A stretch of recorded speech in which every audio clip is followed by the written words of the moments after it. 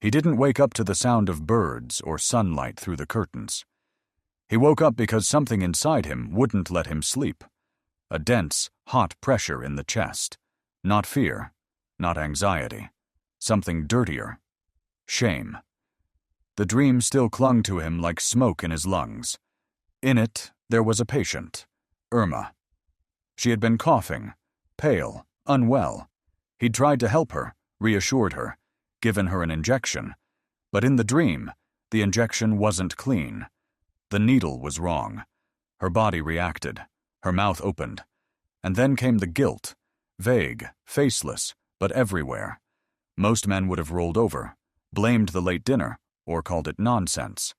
But he didn't. He sat up in the dark and faced it like a question he couldn't leave unanswered. He took that dream and started pulling it apart, piece by piece, like a detective at a crime scene. The names, the objects, the sentence fragments, every piece had weight. Every detail pointed to something behind the surface. Her illness, his reputation, the mistake, the desire to shift the blame. His words in the dream tried to make him innocent. That was the real revelation. The dream wasn't random. It was strategic. It was a self-defense speech disguised as a hallucination. And suddenly, it clicked. The dream wasn't showing him the truth. It was showing him what he wished was the truth. That moment cracked something open. He didn't find clarity. He found motive. Not hers. His. And there it was. The sentence that would change everything. Not just in his work, but in how humanity understands its own mind. A dream is the disguised fulfillment of a repressed wish. It's not prophecy. It's not random brain activity. It's not divine. It's you. Wanting what you can't admit you want. He said it out loud. Not to the room. To himself. This wasn't the birth of a theory. It was a confession. Not of brilliance, but of exposure. Because what scared him most wasn't that it was true. What scared him was that it was true about him. He had dreamt of absolving himself. The dream had handed him an alibi, and instead of taking it, he tore it open. That's where it began. Not with genius, but with refusal. Refusal to pretend. Refusal to explain away discomfort. Refusal to lie to himself to get back to sleep. There was no mysticism in it. No romance. Just a man. In a bed. In the middle of the night. Realizing that his own mind had just tried to fool him. And that this time, he'd caught it in the act. That's the part no one talks about. The origin wasn't some shining epiphany. It was grimy. It was humiliating. It was personal. It wasn't about dreams. It was about guilt, about defense, about how the brain builds illusions, then calls them facts, and how rarely anyone bothers to question them. Most people spend their whole lives trying not to hear that voice. He, for some reason, leaned closer. He didn't know it yet, but this was the first step toward war, with his profession, with religion, with culture, with his colleagues, with everyone, who would eventually burn his books. But that night, the war hadn't started yet. He just sat there, a man in a silent room, staring into the architecture of his own denial. And then, slowly, deliberately, he reached for the keys. Not literal ones. The ones that would unlock the basement. The ones that would let him walk into the parts of the human mind that most people kept bricked up and silent. He didn't want to be a hero. He just wanted to know why he felt like a liar after dreaming he'd done the right thing. That was enough. That was the door. And he stepped through it. Vienna didn't scream. It whispered. It was a city that knew how to keep its voice down. Dresses rustled across cobblestones like secrets. Cigarette smoke hung in the air like unspoken thoughts. Everyone had manners. Everyone had titles. And everyone had something they refused to name.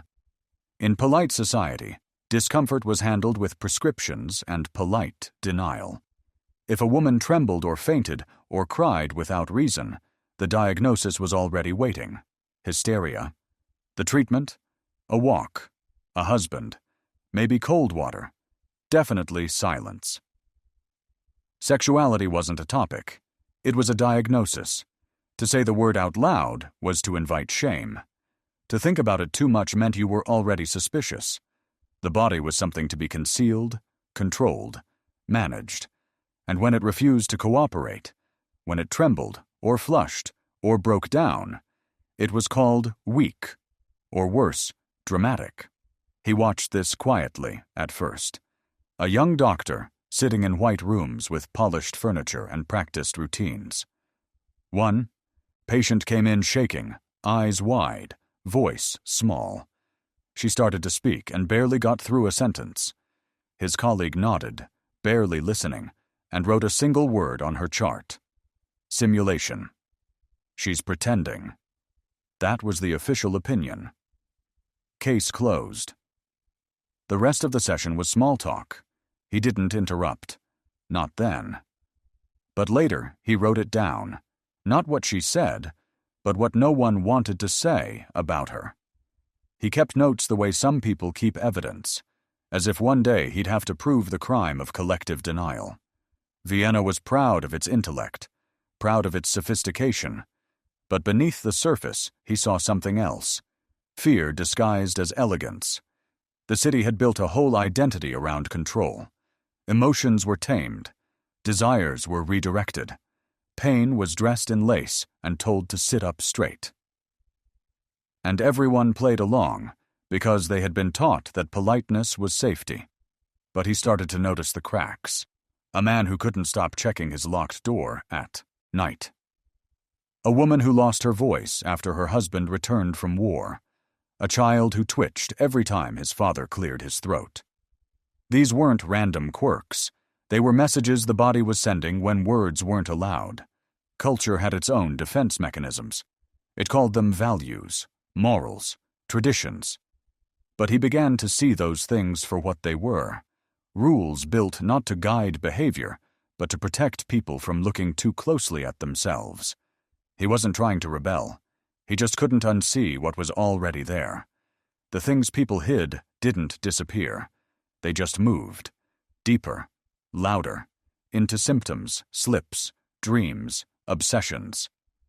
He looked at Vienna and saw a cathedral of repression. Every rule had a fear behind it. Every silence had a scream underneath. And the most dangerous thing was how normal it all looked. He didn't come with a wrecking ball. He came with questions. Why do we call her hysterical instead of listening? Why do we blame nerves instead of naming the cause? Why do we accept suffering as long as it's quiet? That was his real education. Not medical school, not books, but this. Watching a city treat discomfort like dirt under the rug. He began to understand that what society calls well-behaved is often just well-contained, and what it calls sick might actually be someone refusing to play along. He wasn't angry. He was fascinated. The system was airtight, precise, almost beautiful. But like any sealed system, it had a cost. The cost was honesty. The cost was connection. The cost was every person who had to carry pain alone because the rules of the game didn't have space for it.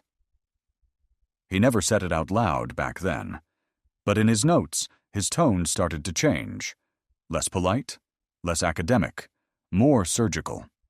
He wasn't looking for scandal. He was looking for the one question no one dared to ask. What if the things we hide are the things that rule us? Not just as individuals, but as a culture. What if every polished smile and well-dressed dinner party was sitting on top of something too raw to name? And what if naming it wasn't dangerous, but necessary? He didn't know it yet, but the first war he'd fight wouldn't be with science or religion. It would be with this city. This quiet, refined, civilized city that had trained itself not to feel too much, not to want too much, not to speak too clearly. He watched, he listened, and somewhere deep down, a voice he didn't yet fully recognize whispered to him, "This entire city is a dream someone is refusing to wake up from." She walked in like she had better places to be. 16 years old, sharp eyes, shoulders already carrying more than most adults could imagine. Her real name was Ida Bauer, but he would call her Dora, a patient, a case, a challenge. She didn't smile. She didn't ask for help. She sat across from him like someone sitting across from a verdict. He asked her to speak freely. Anything that came to mind. No filters. No expectations. Just talk. She didn't blink. She talked. Not in a stream, but in fragments. Like pulling clothes out of a burning house. There was a man, Herr K., a friend of her father's. Trusted, respectable, well-dressed. He had cornered her more than once, touched her, whispered things she wasn't supposed to understand, and everyone around her, her father, Herr K.'s wife, the adults, looked the other way. Or worse, they looked right at her and saw a problem, not with him, with her. She was being difficult, unstable, overly dramatic. She told her story with the calm of someone who already knew no one would believe it. That kind of calm that grows when panic has nowhere left to go. He listened. He nodded. He took notes. And then he did something he wouldn't realize was a mistake until it was too late. He started to interpret. He pulled on threads, power dynamics, displaced affection, unconscious desire. He laid down his framework. And in doing so, without meaning to, he put her experience into his language, his theory, his terms. She didn't argue. She just stopped. Her silence said more than her words ever could, and when the silence stretched too long, she stood up, said nothing, and walked out. He didn't stop her. The door closed without sound, but it might as well have been an explosion. She wasn't cured. She wasn't better. She was just gone.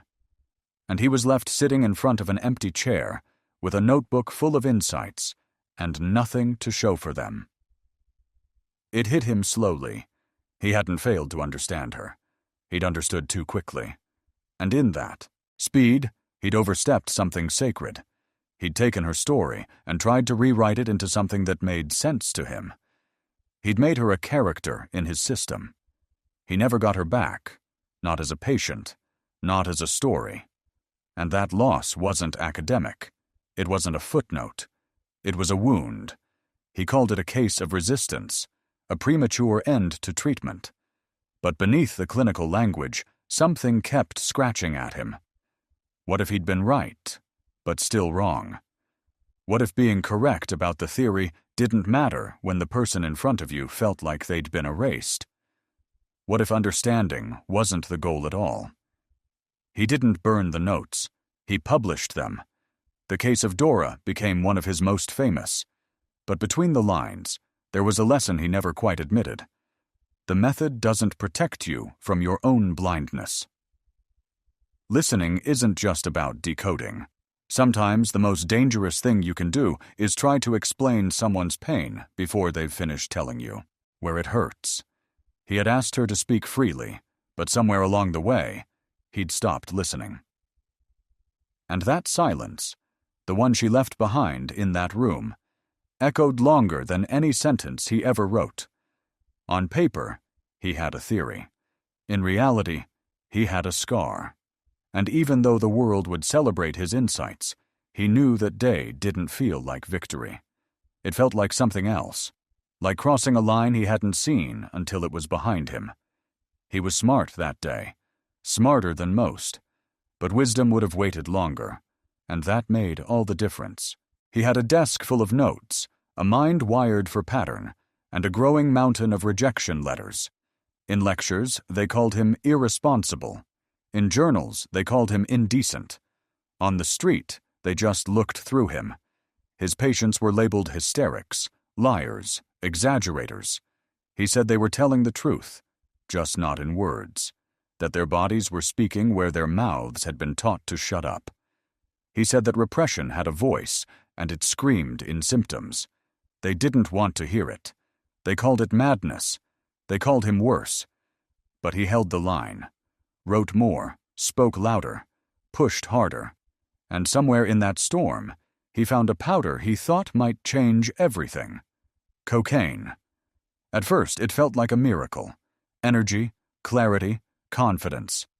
He wrote papers praising its effects, sent samples to colleagues, even tried it on himself.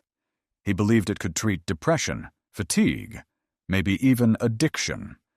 He wasn't selling snake oil. He truly believed. Until the reports came in. Psychosis, dependency, collapse.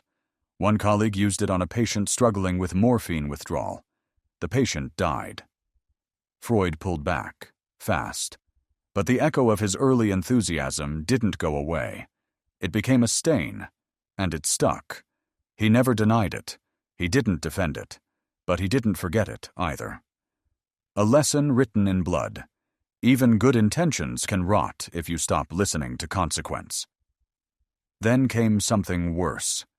Emma Eckstein. Young, intelligent, fragile. She came to him for help. Emotional trouble, anxiety, fear. He believed she needed care. His close friend Wilhelm Fleiss believed something else entirely. Fleiss had a theory. Bizarre, untested, dangerous.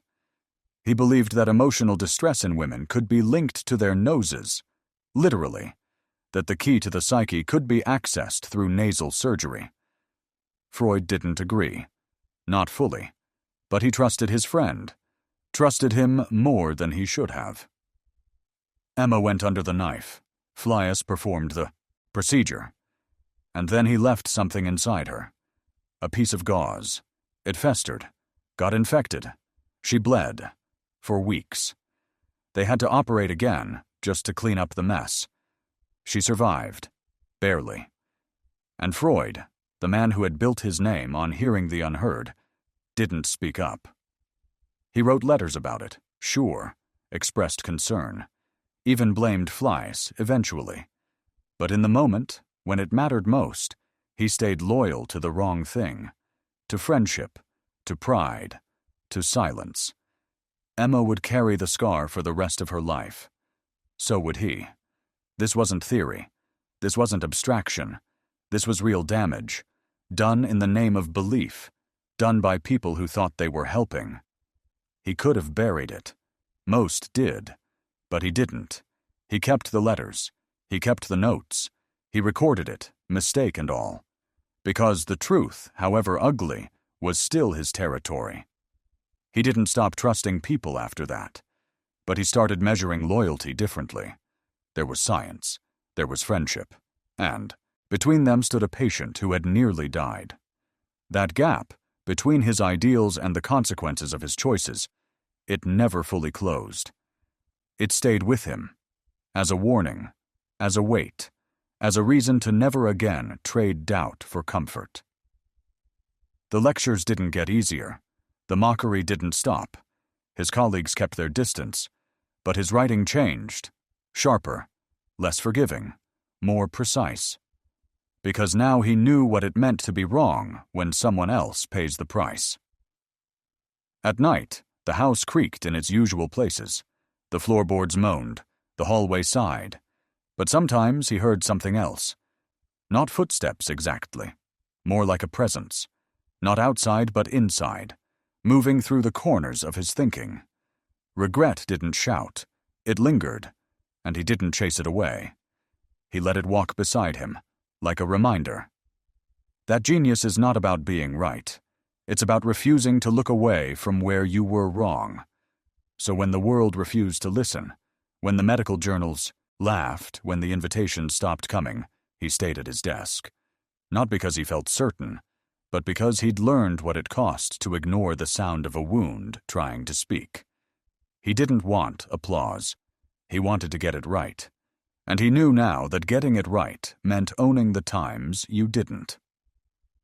He lit a match, watched it flicker, and walked toward the noise. He didn't invent a cure. He built a language. Not a perfect one. Not clean. Not polite.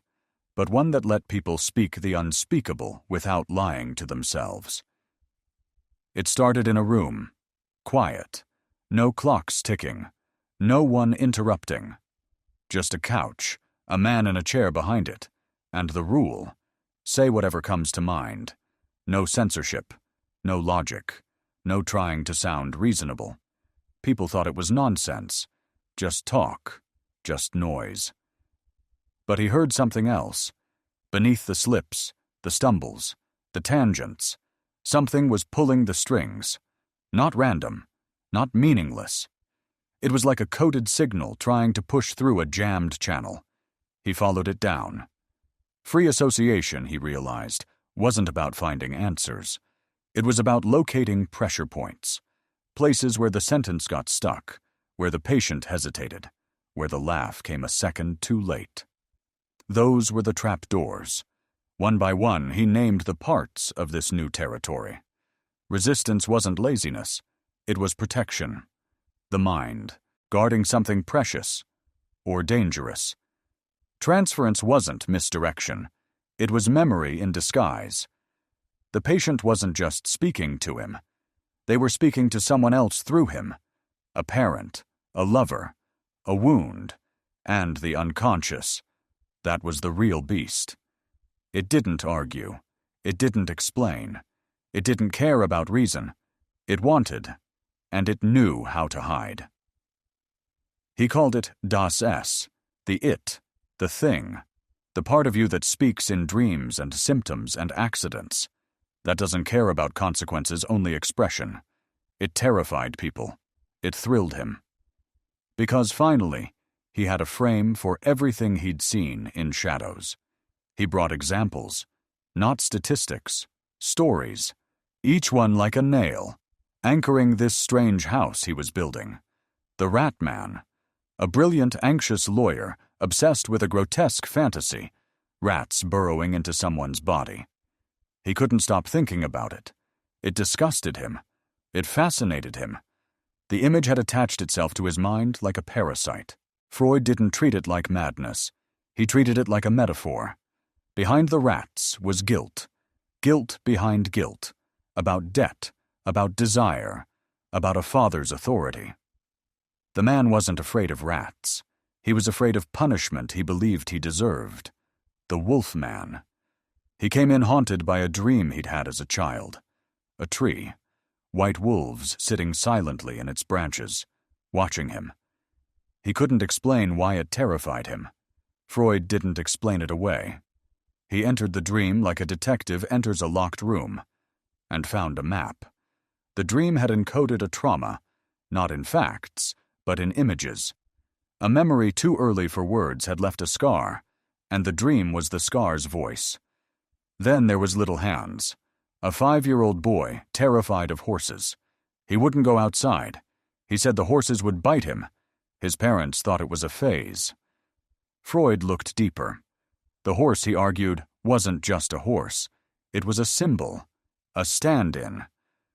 The boy was dealing with feelings about his father, his mother, separation, jealousy, all crashing into each other without a language to contain them. The horse was a way to say what he didn't know how to say. Each case was messy, human, raw, and each one proved the same thing. We don't fear what we think we fear. We fear what we can't admit we want. Desire, he said, doesn't die when repressed. It mutates, becomes symptom, becomes nightmare, becomes neurosis. You can exile it from your words, but it'll crawl back in through your body. He didn't say people were broken. He said they were trying to speak, but no one had taught them the grammar of their own pain. So he did. And at the center of it all was a sentence that sounded like a challenge, but was really a lifeline. Where it was, I shall become. Wo es war, soll ich werden.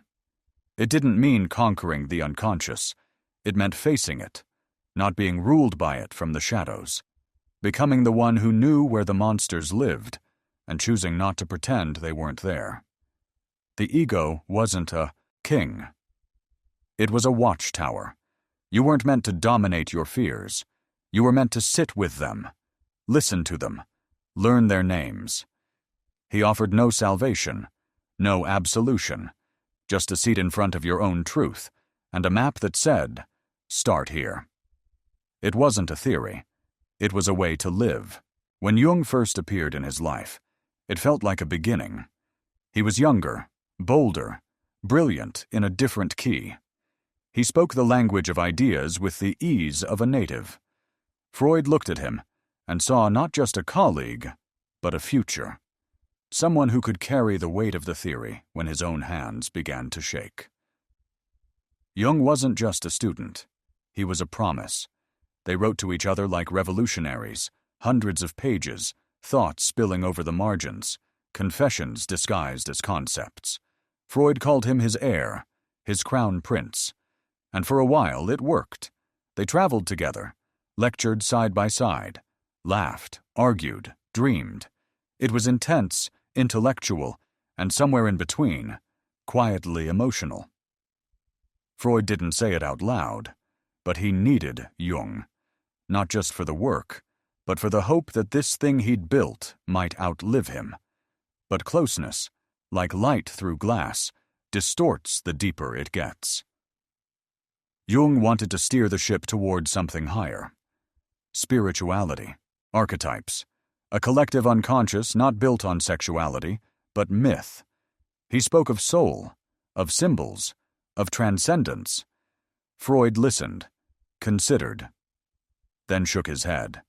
Not because he didn't believe in symbols, or story, or soul, but because he knew where the roots of the human mind really lived. In the dark.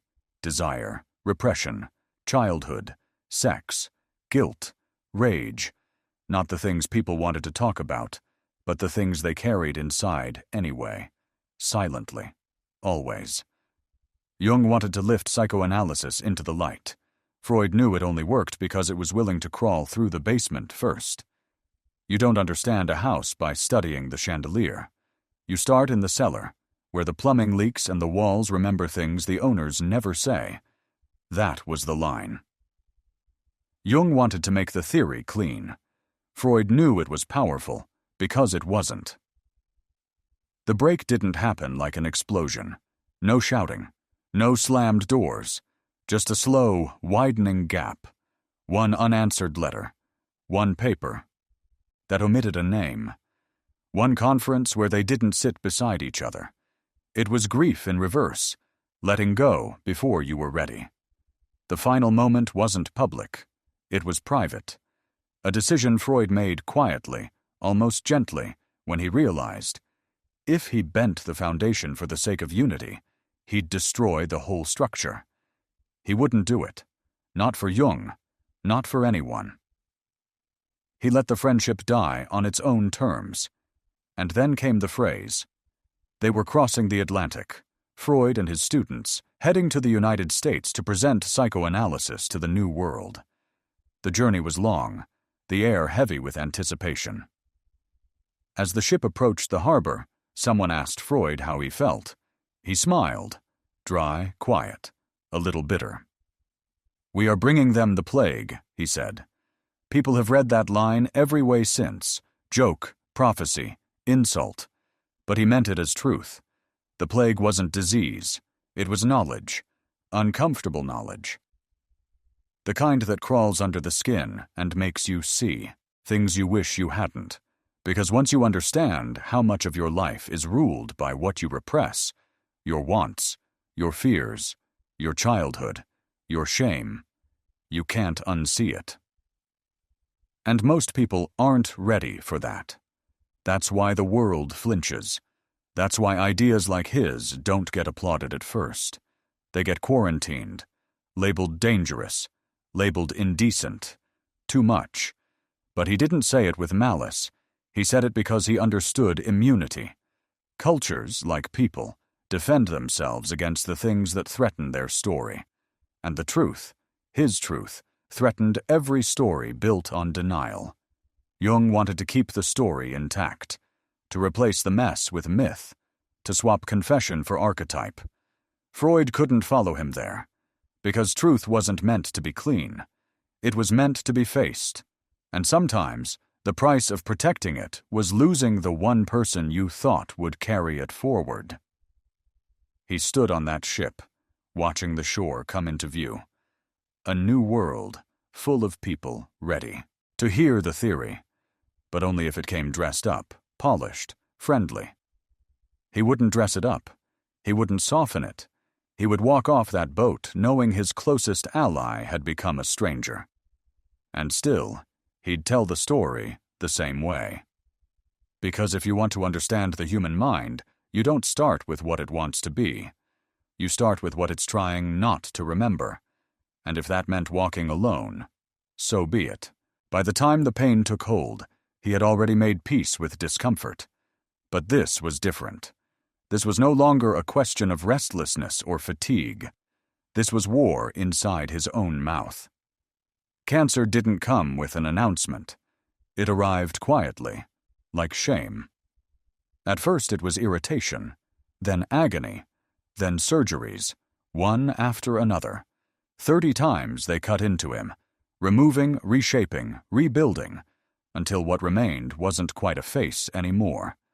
His jaw, once the frame of endless sentences, was now metal. His words, once sharp and fluid, had to climb over pain just to be heard. But he kept speaking, even when it hurt, especially when it hurt. Because for him, silence had always been the most dangerous symptom of all. It was the mask behind which societies collapsed, families withered, and minds unraveled. He'd spent a life decoding the things people couldn't say. Now his own body was trying to shut him up. He refused. In private, he used a special prosthesis just to eat. A grotesque contraption that made chewing feel like a battle. In public, he masked it as best he could. He still taught, still wrote, still met with patients when he could. Pain slowed him down, but it didn't stop him. If anything, it clarified him. Every sentence cost something now. Every word became deliberate, earned. But while his own body was attacking him from within, the world outside had found its own illness. Germany, 1933. Brown shirts, burning books. His books. Not for being incorrect, but for being inconvenient. For suggesting that humans weren't pure, weren't noble, weren't safe from themselves. His ideas weren't hated for their logic. They were hated for their honesty. They didn't burn his theories. They burned what those theories made people feel. Self-doubt, fear, recognition. His daughter Anna was arrested, taken in by the Gestapo for questioning. He waited in a quiet that didn't feel like silence. It felt like suffocation. When she returned, unharmed, it wasn't relief he felt, it was calculation. They were coming. Vienna was no longer home. It was a waiting room before exile. To leave, the Nazis demanded he sign a letter saying he had been treated respectfully. It was a mockery, a final humiliation. He signed it. But beneath the formality, he scribbled a sentence so dry it could cut glass. I can most highly recommend the Gestapo to anyone. That was all he had left. Irony, precision, and a pen. He fled to London, weak, diminished, disfigured, but alive. There he watched his grandson play a strange little game, a reel with string. The child would toss it away, watch it disappear behind the bed, then yank it back with a delighted shout. Gone. Returned. Gone. Returned. Freud watched in silence, then wrote down one of the most unsettling insights of his career. The game wasn't random. It was rehearsal. The child was reenacting loss, learning how to survive separation, how to say goodbye to something, then bring it back, again and again. He called it Fort Just Da. There it was, the root of repetition, not pleasure, not curiosity, but absence, trauma, the need to re-experience the wound in controlled conditions. Because if you could simulate the pain, maybe you could finally master it. He saw it in children, and then he saw it in adults. People stuck in patterns not because they didn't know better, but because their minds were dragging them back to unfinished pain. back to the same partners, the same conflicts, the same fights, as if some part of them believed this time it might end differently. It rarely did. But still, we repeat. Freud looked at this not as pathology, but as a map. A terrifying, beautiful map of how people carry what breaks them. Not just a drive toward pleasure, but something darker, something older, a death drive, a compulsion to return to zero. Not because we want to die, but because we want silence, stillness, an end to contradiction. He didn't preach despair. He didn't romanticize suffering. He just named it. And in naming, it gave people a tool, a mirror, a terrifying invitation. Do you know what you're repeating? Do you know why? And are you ready to stop pretending it's all coincidence? His body was crumbling. His city was burning behind him. But his voice, strained, mechanical, cracked, was still cutting through the noise. Because someone had to say it. Pleasure isn't our only compass. Sometimes we go toward the pain on purpose, because we're trying to bring something back, even if it's just the part of ourselves that got lost the first time around. In the final chapter of his life, he chose to write about Moses, not because he had found religion, not because he wanted to destroy it, but because he needed to know whether belief could survive the truth. He called the book Moses and Monotheism, and from the very first page, he was holding a lit match over sacred ground.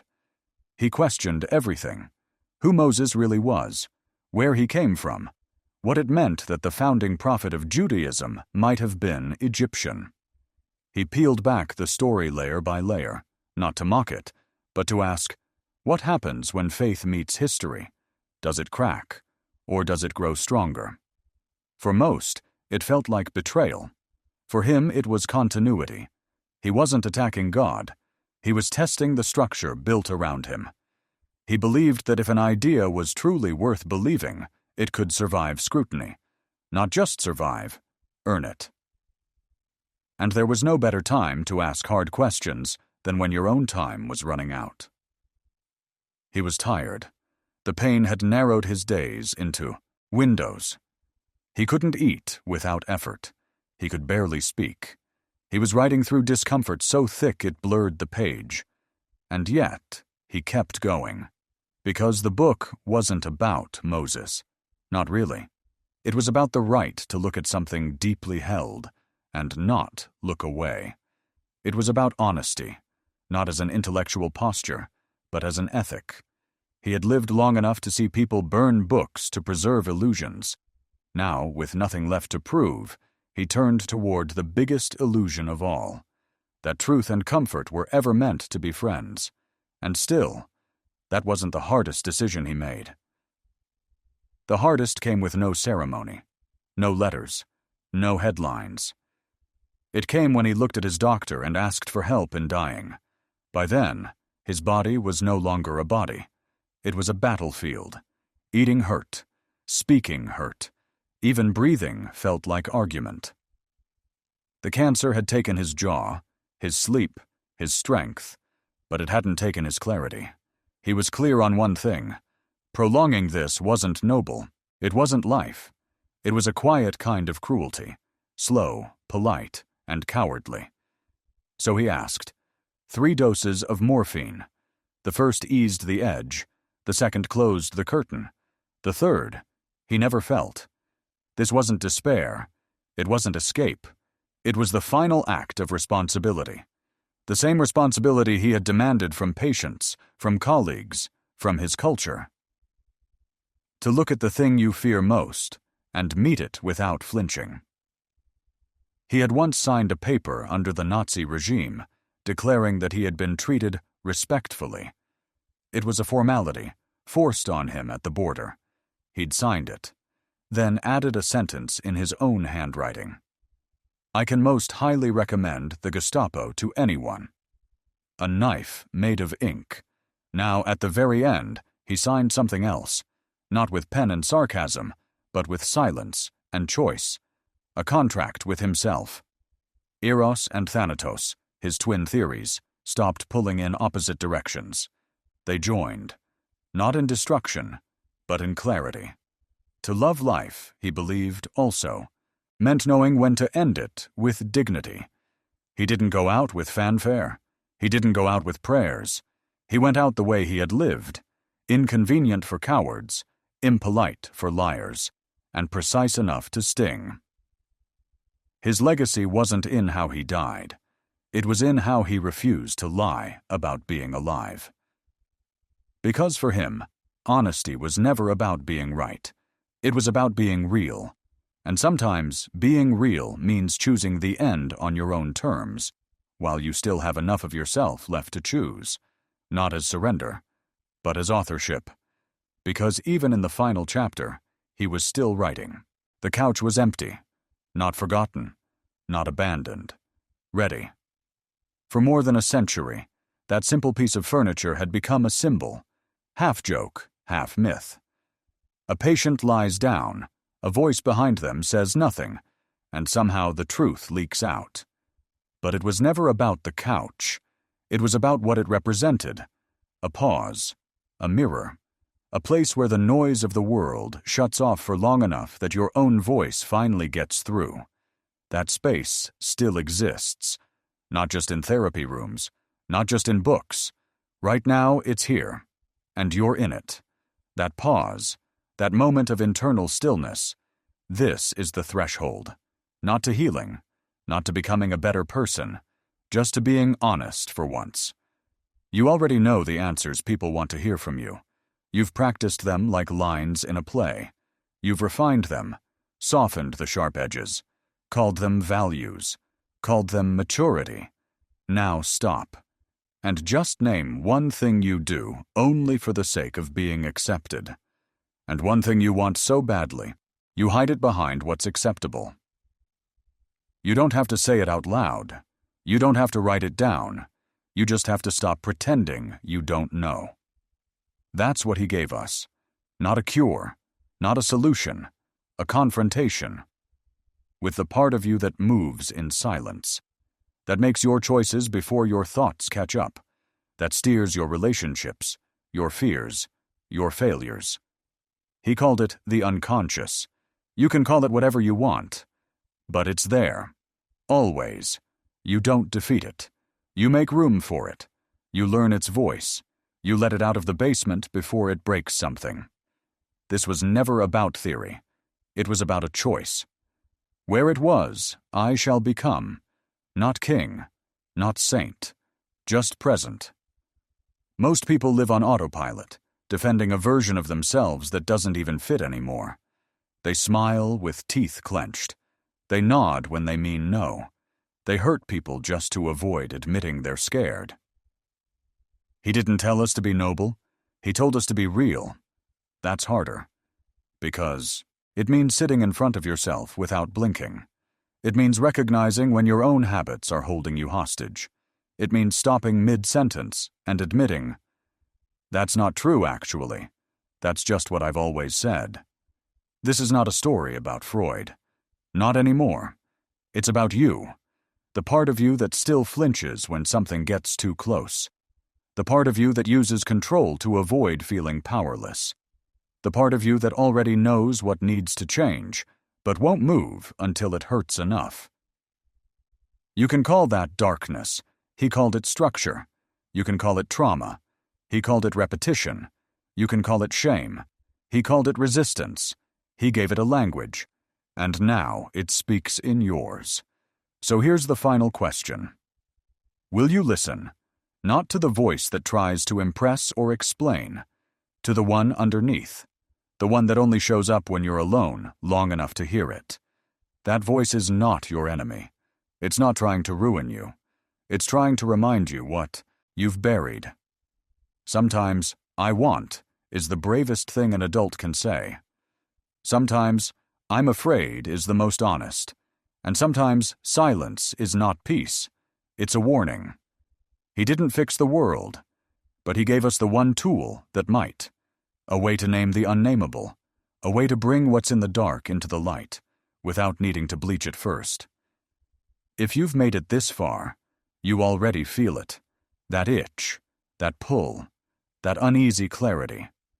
You are not finished yet. And maybe that's the whole point. The work of being human doesn't end. It only gets more precise. So step forward. The couch is empty. The seat is yours.